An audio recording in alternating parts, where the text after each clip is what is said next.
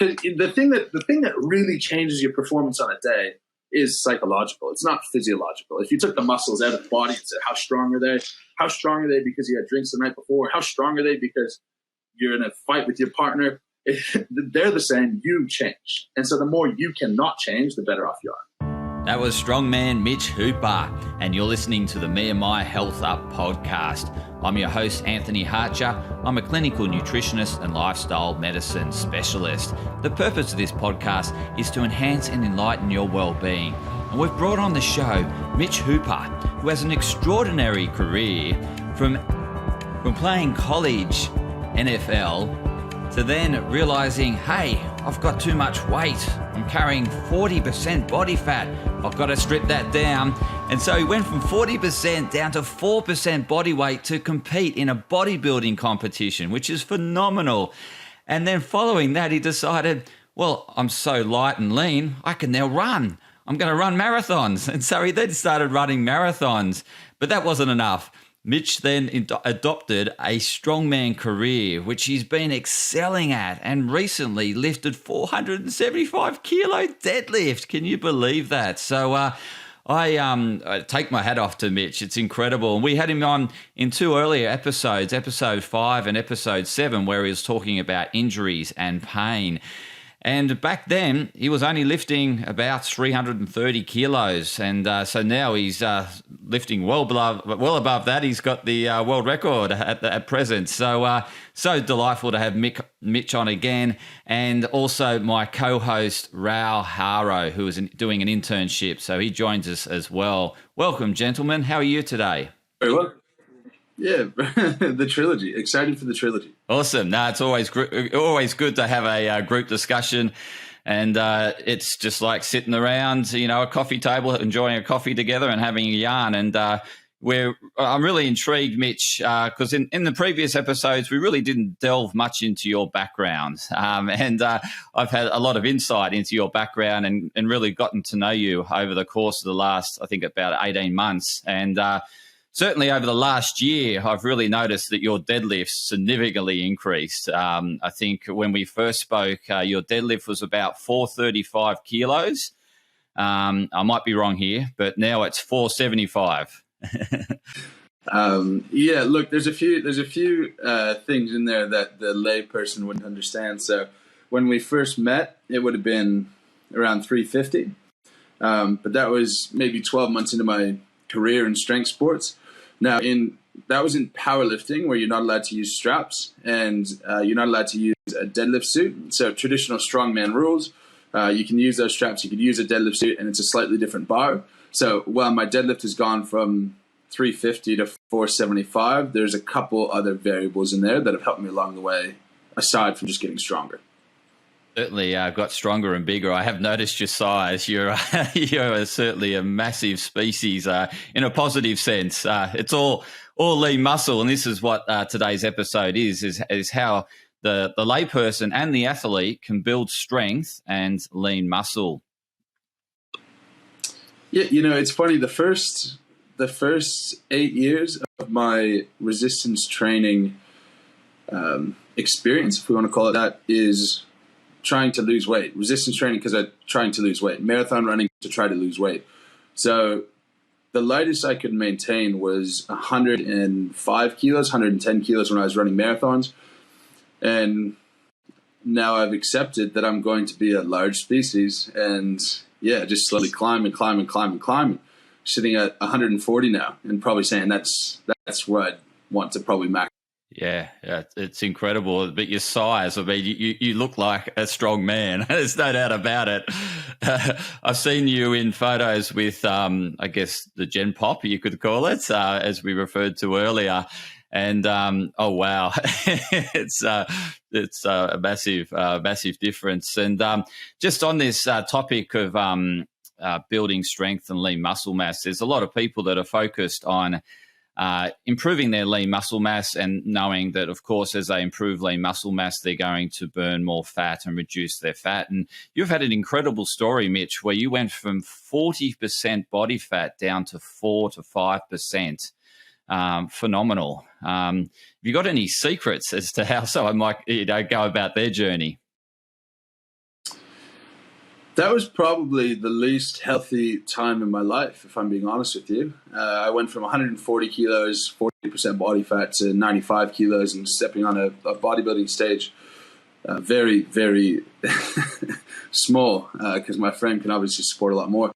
So that was in the span of maybe 10 months. And the amount of dedication and commitment required really impacted so much of my life. And it impacted my hormones massively. It impacted my appetite massively.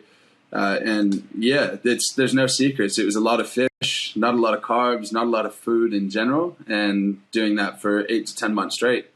But the bright side is on the flip side of that competition. Once I was done the bodybuilding competition, I ended up liking literally every food I could get my hands on because I was so restricted for a while. So vegetables and fruits that I wouldn't touch, I wouldn't enjoy before, I couldn't get enough of them.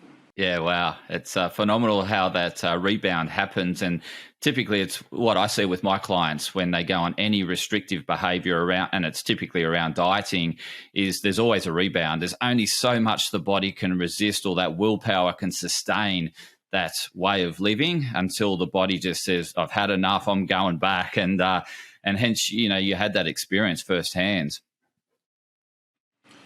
Yeah, and without getting to the root of exactly what you're doing it for, it's pretty difficult. If you're trying to lose weight because you're 40 kilos overweight or fat and you have a hard time getting around with your kids and stuff like that, I think the motivation to maintain that would be much higher. But when you're doing it for vanity, it's just not going to happen. So I think that's a really important distinction to make, that there's a positive side to dieting and to exercise for your health, and there's a negative side to doing it for vanity. So I think being clear exactly what your values are, what your goals are, is really important before you set out on any journey to gain muscle, gain strength, lose fat, whatever you're trying to do. And you've developed a 12-week program of how someone can get to peak performance around deadlifting, because obviously you're the world champion and, in that strongman category, as you mentioned before.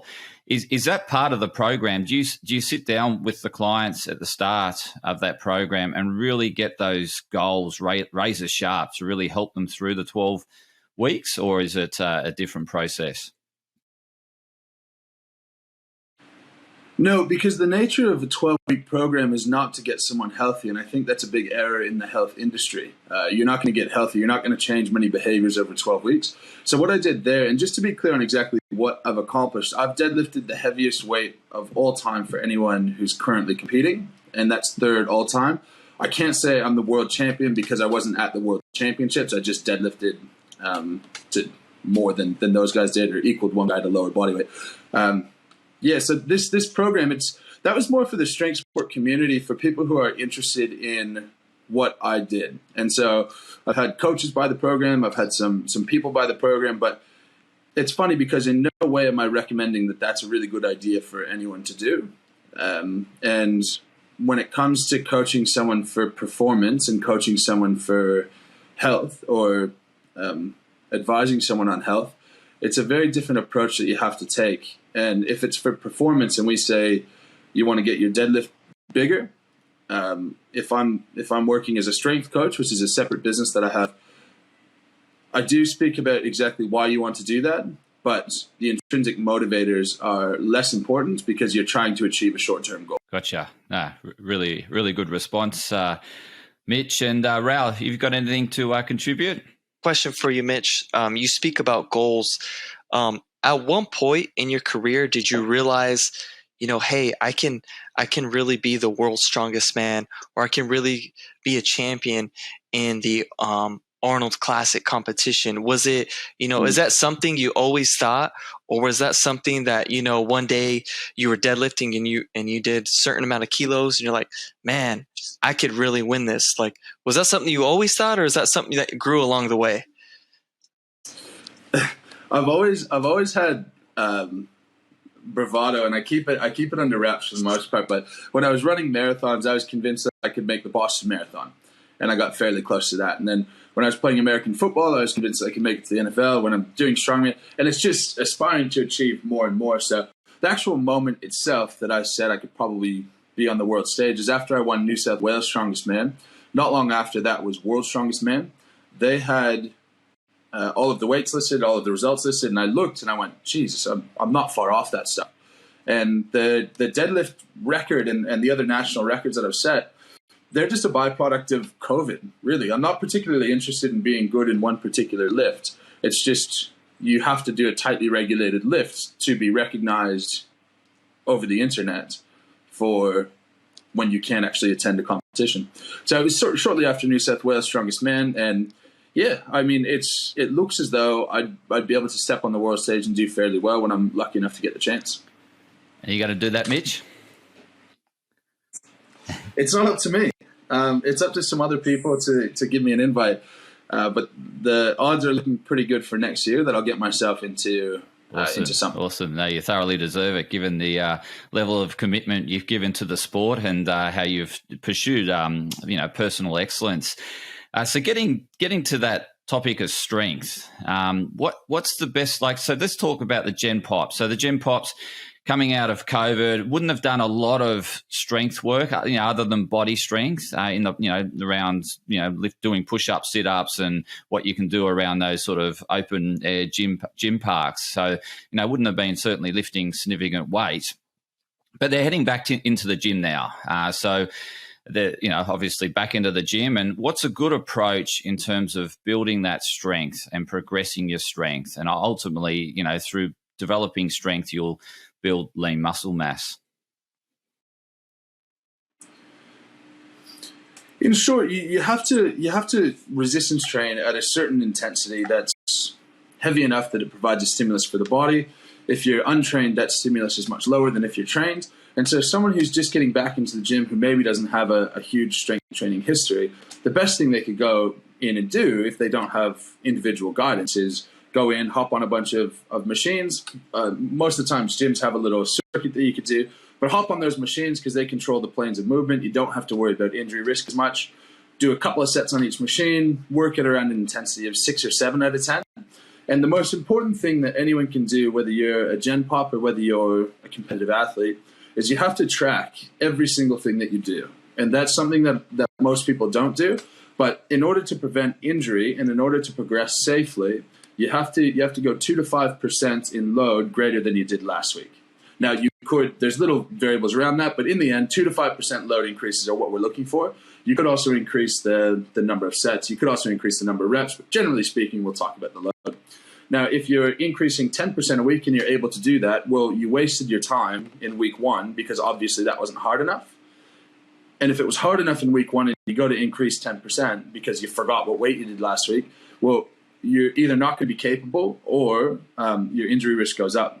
Because as you get back into a new activity, you have to remember that your soft tissue doesn't have blood supply. And so since it doesn't have blood supply, its rate of adaptation is much slower than your active tissue, which is constantly getting your nutrients.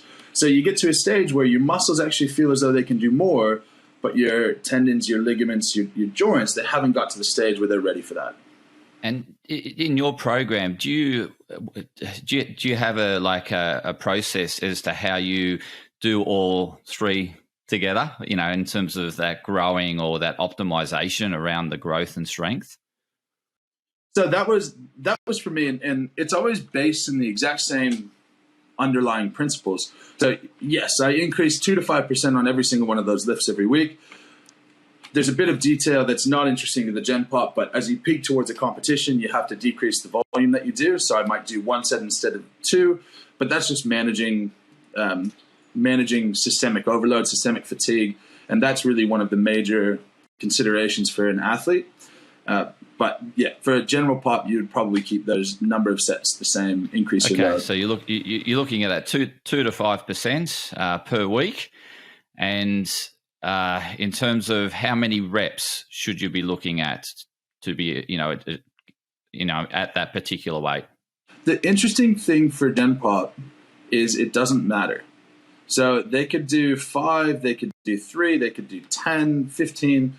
Whatever they like. Oftentimes, someone without an experience in strength training, they associate a workout with how out of breath they are and how exhausted and sore they feel afterwards. And so if you're one of those people who actually looks to achieve that, you're going to be looking in the 15 rep range. Now, there's a caloric expenditure, which the literature says that caloric expenditure through exercise actually doesn't do too much for losing weight. So you probably shouldn't factor that in. But if you're someone who doesn't want to do a high number of reps, get yourself way out of breath, and you want to leave that to do cardiovascular exercise separate, you could do 5s and you'd be fine. Just keeping in mind that the heavier a load is, without having your technique assessed by someone who knows what's going on, you're probably working towards an area where your injury risk could go up. So general advice, I'd say go somewhere between 10 and 20 reps. But the evidence-based answer is it doesn't matter. Okay. And what about the warm-up, to your peak weight for that session? So do you start with some, loosening up the ligaments or some mobility work, and then do you get into some lighter weight and build up to that peak weight? What's the process? So from a exercise physiologist point of view, all you need to do from a physiological perspective is 2 to 3 sets at a lighter load than you did before. So it's common to say if you're going to bench press or squat 100 kilos, you could do a warm-up set with 20 kilos, which is just the bar, 50 kilos, 80 kilos, and then 100. That's just as safe as doing a 5-minute warm-up on the treadmill, 20 minutes of foam rolling, this and this and this, where you're actually accomplishing nothing. So personally, that's what I do. And I seem to be the only one that I train with who actually operates this way. And even the guys who know what they're doing get confused and they don't understand how I get away with it. But I just start and I start with 70 kilos because the plates are 25 kilos, go 70, 120, 170, 220, so on and so forth. Wow. When you start talking those numbers, but by the time you get up to low mid 400s, you're talking 7 25 kilo plates per side. So really, if you're talking warm up, I'm also going back and forth with 400 kilos, and I sweat more loading the bar than I do actually lifting the bar. How long would you spend doing deadlifts in a session in your preparation to, breaking the record? Well, between loading the plates, getting on the suit, from when I walk into the gym to the maximum lift, that's probably 40 minutes. Then it's probably another 20 minutes, 25 minutes unloading the bar. And that's the least appealing part of being as strong as I am. It's quite a burden. You need a helper. Like the golfers have a caddy. You need like a strongman caddy. I do, actually. Believe it or not, I do. So in this preparation, I had a guy who I trained with who was keen to jump on board and help load the plates and stuff, so I didn't have to expend all that energy. Yeah, true. And what about the other end? So you've got to your peak weight that you're lifting. Do you then taper back, or how do you then, I guess, what's that best way to then come off? Typically they've always talked about a warm-up cool down. Do you essentially do a cool down? Not particularly, but the structure of a workout is you do your heaviest, most major exerting lift first, and then you work down from there. And so, no, I don't do a cool down in the sense of lying on the ground and flopping around and all that stuff. But I do then go to, I could do deadlifts, then I could do bent over rows, then I could finish with some bicep curls and lateral raises. So in terms of overall exertion, I do work down that way. And that is important at the end of a workout, that you're doing less intense stuff towards the end. But just like the warm up, you don't need to over complicate the cool down. It can be as simple as doing a smaller movement, bring the body temperature down slower, and that's fine. And stretching, because there's a lot of talk and debate around this whole thing of stretching, whether there's a benefit, and do you bring it into strength training at all? What's your what I guess, putting your exercise physiologist hat on, and then what you do? We could do that again. Well, it's really one and the same, because we have to work off basic scientific principles that never change, and then the application is what's interesting and challenging when you go from Gen Pop to elite performance. So from a Gen Pop perspective, you need to be very clear on your goals. And if one of your goals is to increase your flexibility, I would ask why, and why that's important to you. Now, some people do have a situation in which they're hamstrings are so tight, there's pulling in their back when they walk, or whatever. For the vast majority of people, it's really not something they need to worry about a lot. And if their hamstrings are a bit tight, the most effective way to stretch them is to stretch them under load. So you could do something like a Romanian deadlift, or a deadlift where you're stretching your hamstrings a bit more. If you feel as though your chest is tight and you think your shoulders are rolled forward, well, you could do some flies to pull them back. But in the end, it's really just making people feel good psychologically and feel nice that they feel stretched.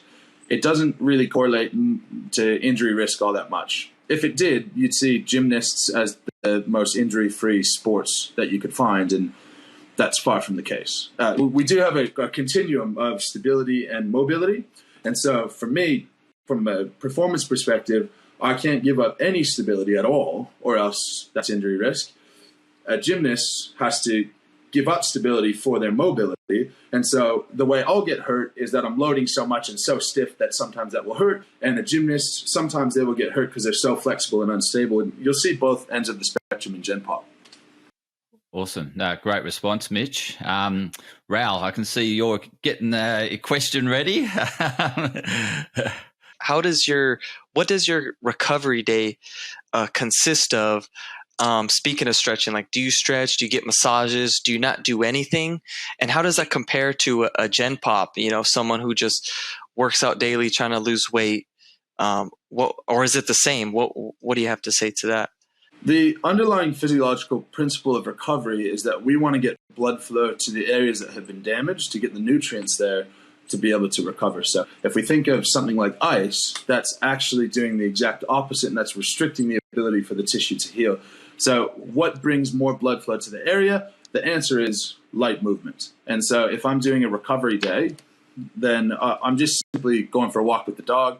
I'm doing stuff I would do anyway, but staying generally active is really important. So an office worker who comes in and does a session and trying to lose weight, and they hit it hard and they're doing their 20 reps and they get sore and then they sit down all day, there's no ability for that muscle to get the blood for the tissues to get their nutrients. Because the way tissues get their nutrients, the soft tissues, the ligaments, cartilage, tendons, they have to get their nutrients through actual contraction and relaxation of the muscle, which squeezes fluid in and out of those tissues. You can get there through massage, sure.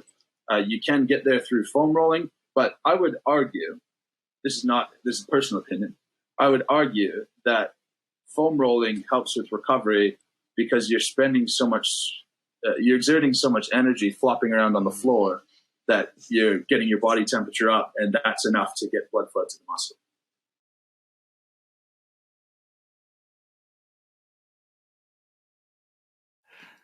I love the term flopping around the floor. You obviously see it as a waste of time, Mitch. Yeah, I do, to a large extent. Because if you're flopping around on the floor with a foam roller and that's achieving the same outcome as going for a walk, go for a walk, because you're getting some sort of benefit from that as well. Now, generally, people in my position, they wouldn't get their 10,000 steps. They do no form of cardio. Their body weight would be 170, 180 kilos. In fact, the two guys who are ahead of me all time in the deadlift were both well over 200 kilos when they pulled the deadlift. And yeah, it's just the propensity for people at both ends of the spectrum to be a bit lazy. That's good question, good response. Just on the recovery side, sleep. What's your thoughts on sleep, and has it really contributed a lot to your performance? Sleep and food are the two things that we can control the most in terms of recovery, and very, very important, along with that light movement. And I would probably put light movement third to sleep and movement. So I actually got a CPAP machine about 6 weeks ago, and I think my sleep quality's improved because of it. But with my job, it's tough because a lot of mornings I'm up at 4:30, 5 o'clock. And with my fiance's job, oftentimes she's home at 8:30. And so I want to eat dinner with her, so I'll go to bed at 10 and wake up at 4. And, it's not an ideal sleep situation. So I'm not sure I could give a really good personal opinion on whether improving my sleep has improved recovery, but I know the literature is very strong that would be the case. And the nutrition side of things, in terms of, that strength, in terms of what you're trying to do around peak performance and peak lifting in the gym and optimizing that performance as well as the recovery, what does nutrition look like for you and what role does it play? Because you just mentioned it was in that top 3. Yeah. So it's very routine for me because it's quite a high volume of food. So you have to be smart about how you do it, particularly because I'm working a full-time job where I'm face-to-face with people. So I can't be snacking while I'm with them. So I have a company called Food Fit who sponsored me a couple of months ago, and they help me out with all of my lunches. And so those are all sorted. So it'll be your standard. They actually have it all portioned out. It looks like the Smart Plate. Did you have the Smart Plate, the Australian government? Yeah, I do know what you're talking about. I could picture it, but I just don't know whether the other. I guess people in North America probably understand you better, but the Australians probably not too familiar with the Smart Plate. Bro, do you know what I'm talking about? Yeah, is it just kind of distinguishes, how much grains, how much protein you're supposed to have, right? Yeah, Yep. Exactly. So they come in these little containers. So there'll be a couple of veggies, some type of carbohydrate, and some type of protein. So lunch, as soon as we get off, is my salmon, my quinoa, my green beans, carrots, broccoli, I believe. So they've helped me out with my lunches. That's awesome. I'll have a shake in the morning, and then I'll have dinner with Ashley at night, depending on, we'll always do something different. But it shakes out to around 6,000 calories a day. I do my best to get in on my veggies within that as well. And it's really difficult mentally as an athlete to go fat, protein, carbohydrate. They both have a clear, distinct role in what they're achieving on a large scale. And as someone who makes a part-time profession of doing things on a large scale, it's hard to then look at the micronutrients and go, we gotta get all those in. But if you look at the biological processes, there's no getting around it. It's phenomenal. 6,000 calories. Like, like you hear of certainly, the average Joe Blow needs between, 2 and 2.5, 6,000. Like, no wonder why you told me I need to finish by this time so I can eat before my next appointment, because you gotta allow a fair bit of time for eating during the day, right? Sort of yes, sort of no. The healthier the meal, the more difficult it is, as you know, with macronutrient density and caloric density. But the shake in the morning is pretty good. So I'll get that 1,200 calories, and that I could get that down in 4 or 5 minutes. But yeah, it does eat a chunk of the day. I wouldn't really know how. I don't remember not eating this much, because before strength sports, I was doing marathons and I was eating that much anyway. But it's an obligation as much as it is a novelty, because I do get hungry if I'm not eating that much. And so we'll go away for the weekend and it'll be 4 hours without eating, and I feel like I'm going to start gnawing my hand off because I'm so hungry. I can imagine Ash. She could probably see it coming a mile away. Oh, we need to feed you. We need to feed you now. She gets grouchier than I do when she's hungry, but that's a separate conversation. We won't go any further into that. Aral, you got any comments? I do. I was just wanted to ask Mitch, it sounds like you got a pretty robust routine. How long did it take you to kind of build this and get in the habit of it? Great question. It was kind of piece by piece and all out of necessity. So when I first moved to Sydney and started powerlifting, I was going to uni in Lidcombe. I was working in the eastern suburbs of Sydney. So what my day would look like is wake up in the morning. I learned that shake is all I had time to do. I'd drive 40 minutes to the eastern suburbs. I'd work for a couple hours, say from 6 to 8 or 6 to 9. I'd go back out 40 minutes to uni and I'd study there for a bit. And I was on the move all day, so I had to find a way to eat something. So I used to do bulk meal prep before. And then I'd go from there off to the gym, from the gym back home, and the home I'd do a little bit of work. So through necessity and time restrictions, I had no choice, because I didn't even have the luxury, since I was riding a motorbike for time's sake. I didn't have the luxury of going through a drive-through. I didn't have any sort of ability to stop during the day and sit down and have a lunch or anything. So that's really how it started. And then as I've worked full time. I moved to the eastern suburbs, 3-4 minutes away from work. Sound very busy, my Mitch. strongman career And you're has also a taken off. Parramatta Now Eel my supporter. coaching business has taken off. My career with longevity has done very well. Yeah.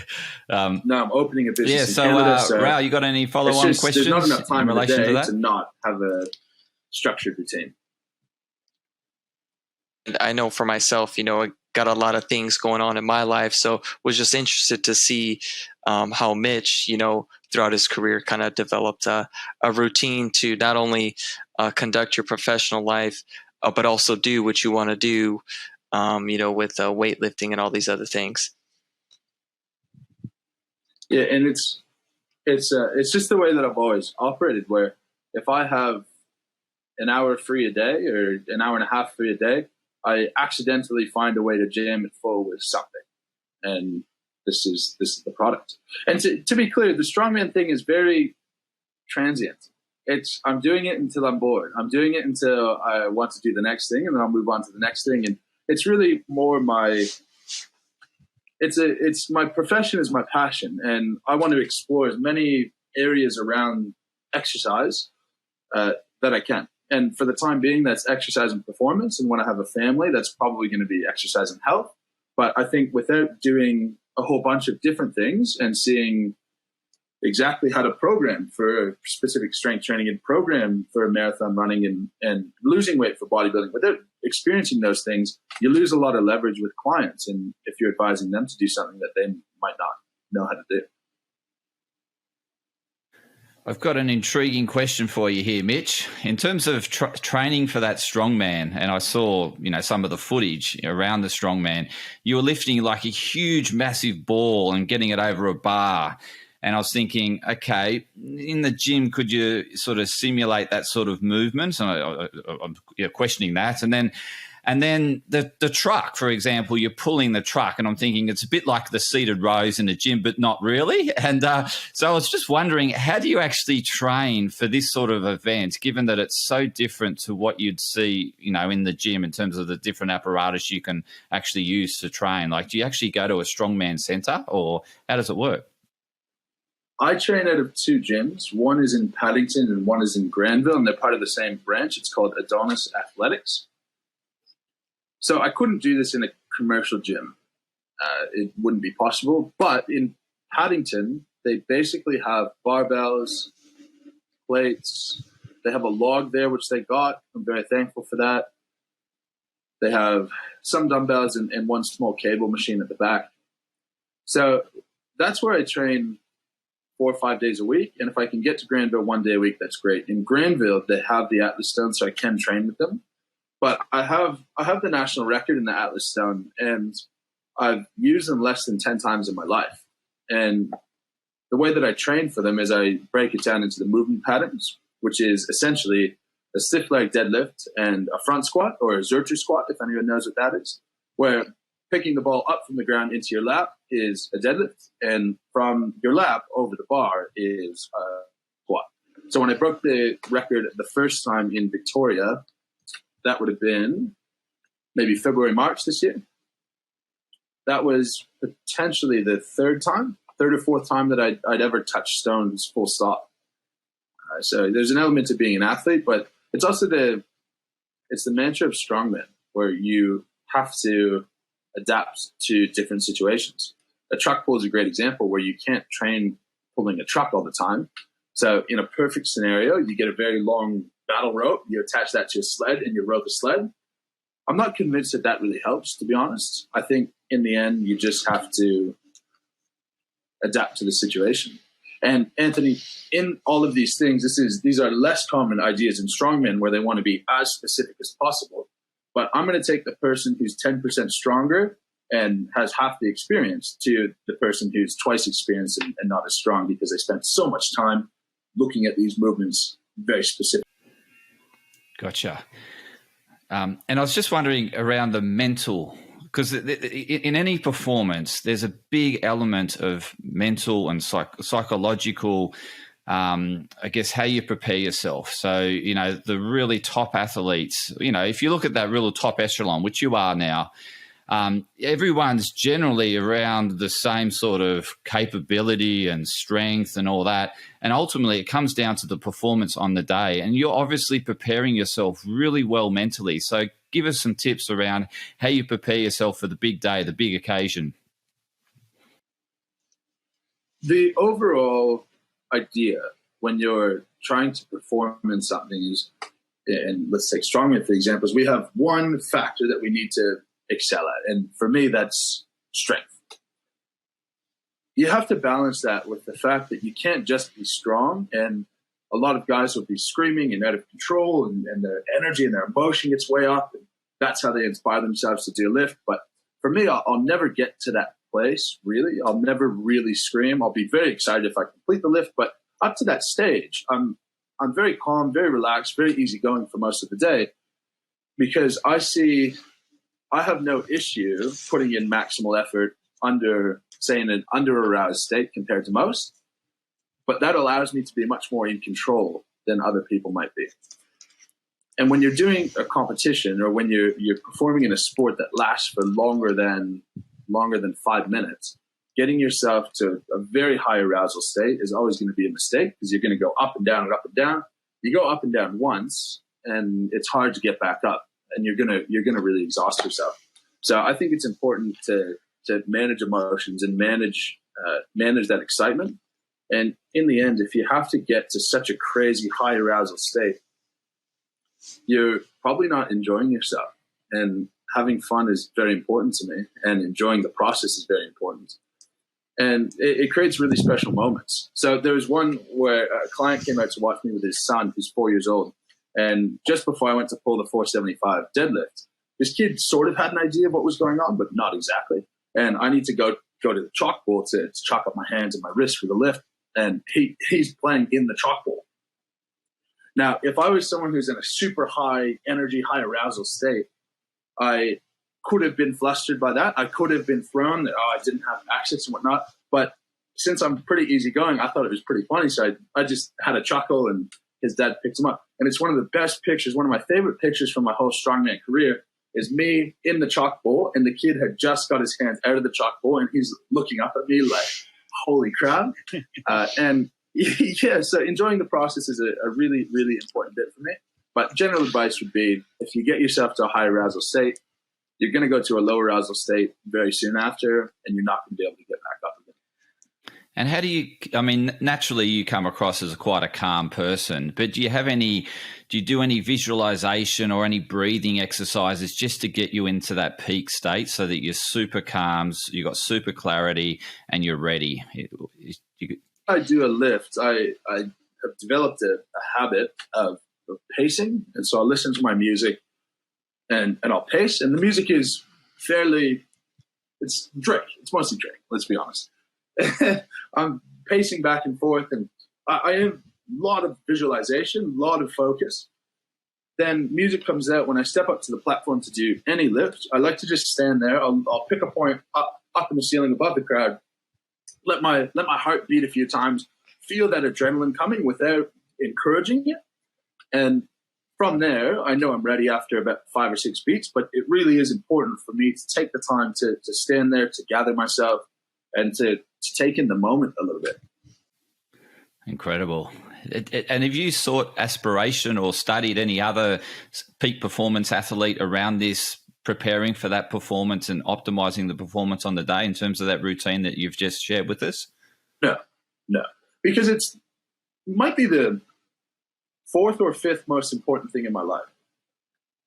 I would prefer to spend time, rather than studying how someone has prepared, I'd rather spend time taking care of my clients. I'd rather spend time walking my dog. I'd rather spend time with my fiance. I'd rather spend time helping someone else out with their strength sports rather than that. So it would probably be useful, but there's more meaningful things in my life than just how could I be 0.5% stronger. And I think really the whole attitude, whilst I give up, say 0.5% there, and I could give up 0.5% by not sleeping more, and I could give up 0.5% here, I think I get all that back by being fairly relaxed and calm about it. Because you'll see people all the time who are training, whether it's a basketball player, or a cricket player, or a strength athlete, whoever, they'll have a bad day on the field, or they'll bat poorly or they'll miss a lift.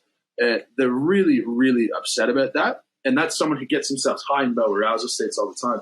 And I think your ability to recover from something, if you put so much emotion and so much intensity towards that, the ability to recover goes way down.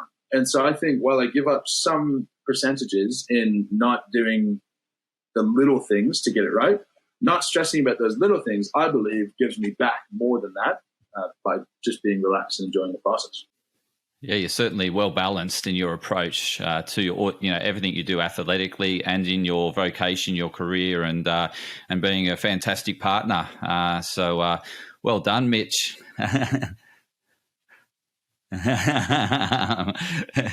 Not according to social media.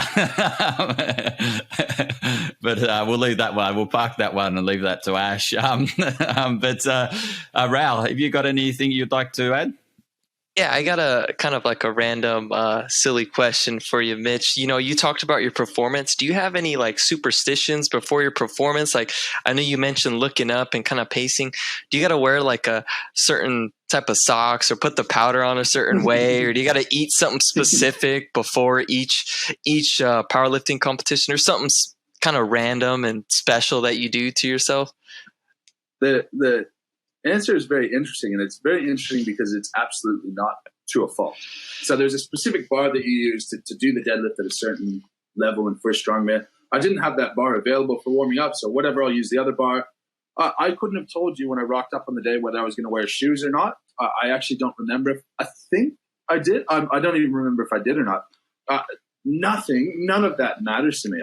What I eat, how much I sleep. So the night before, I deadlifted 475. Oh. The day before was our boat party for work. And so whilst here at Longevity, we promote healthy lifestyle and behaviors. That includes letting yourself relax once in a while. That's a disclaimer. So the boat party was the night before. That started at 1 p.m. And my strategy was I needed to drink early in the day so that I could be buzzed, hungover while I sleep, and wake up fairly fine. So the night before I competed, I had 15 drinks probably. And for a guy my size, that's not crazy, but it's enough. And I went to bed at around 12:30, had to get up at around 7 to go to the competition. And I think it just gets back to not stressing out too much about all the little details. Because the thing that really changes your performance on a day is psychological. It's not physiological. If you took the muscles out of the body and said, how strong are they? How strong are they because you had drinks the night before? How strong are they because you're in a fight with your partner? They're the same. You change. And so the more you cannot change, the better off you are. Fantastic response. Mitch, we're concluding, we're wrapping up. So I really appreciate your time today. But before we do that, I'd love you to share with the listeners a bit more about your 12-week program. Sure. So it's the exact program that I followed to do my 475 kilo deadlift. It's possible for anyone with a moderate amount of gym experience, even a Gen Pops pick this up. It's a fully customizable program where you get an Excel document, and I have my numbers in there to start. But in week 1, you put in whatever numbers you are capable of, and then the equations carry that and give you your numbers throughout the rest of the 12 weeks. It's a program that I use to peak my deadlift, but I also achieve the personal bests in overhead press and bench press and in squats. It's a really good overall strength program. And as long as you're familiar with RP, which I suppose I could just talk about now, RP is really the only thing you need to be able to use this effectively. RP is just your effort out of 10 for a given exertion. And so if a 10 out of 10 effort, you put in a 10 out of 10 effort, there's no way you could have done 1 more pound on the bar, 1 more kilo on the bar. You couldn't have done 1 more rep, just full exhaustion. Where if you're at an 8 out of 10, you probably could have done 2 more reps with really good form. A 7 out of 10 would have been 3 more reps, so on and so forth. So that's really all you need to know about the program. You can always contact me if you ever do buy the program and run into issues, but it comes with a full explanation of exactly what you're doing before you start. And where can they find this program? On my Instagram. You can just look up Mitchell Hooper, MITCHELLHOOPER. It'll be fairly apparent to you on the right page, and it's the link in my bio. I suppose, Anthony, you could also chuck it as a link on the podcast. Absolutely. Yeah, I'll incorporate it in the show notes. And any concluding words of wisdom for those aspiring athletes or the gen pop that's looking to increase I strength? think what's very important is whether you're an athlete or whether you're gen pop, the likelihood's extraordinarily high that you're never going to make enough money that's going to offset the time that you spend doing the sport or partaking in the exercise. So I think being very clear on your goals and your values when you set out to do something is really where you have to start from.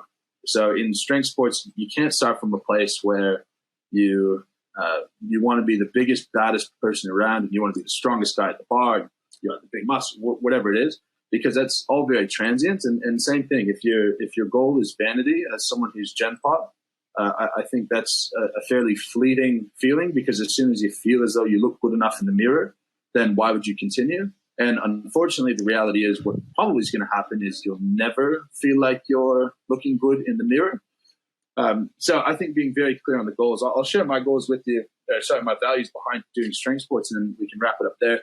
I grew up very well off in Canada, and while that was a big privilege and I was able to do a lot of things, I also felt a big burden in a way, where I was able to experience all these things, and when I was competing against other kids in, say, golf or hockey or whatever, I would have very, very good equipment, and the barrier to entry for someone who had less than me was quite high.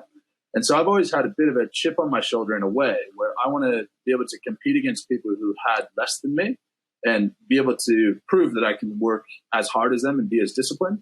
And so for me, I can apply that to strength sports. I can apply that to marathon running. I can apply that to saving my own money and running a business. So I can apply it to very different things.